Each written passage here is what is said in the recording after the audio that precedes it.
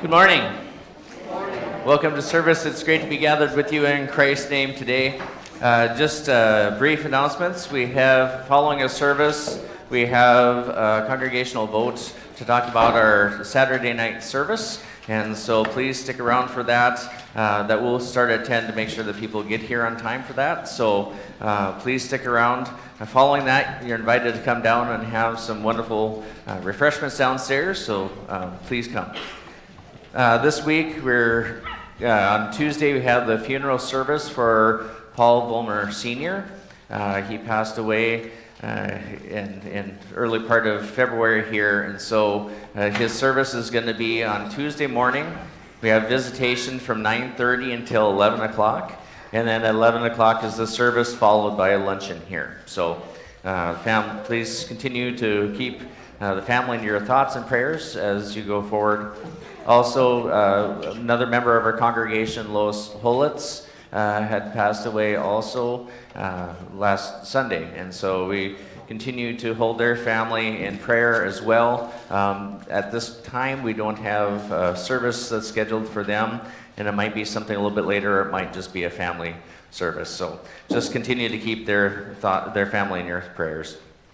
Just another thing, if you take a look at your bulletin, there's a little thing in there about the women of the church, the quilters, who have put together some different bundles and stuff.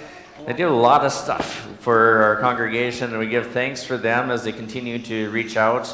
A lot of the stuff they prepare and bundle up and sew with the quilts and ship them off. They take them up to the warehouse up in the Twin Cities to be able to be distributed through Lutheran World Relief throughout the whole world. And so it's wonderful things. When they've come together, last fall, this is part of it, they put together 45 personal care kits, but just on the January 31st, they bundled up 74 baby bundles and put together some sewing kits.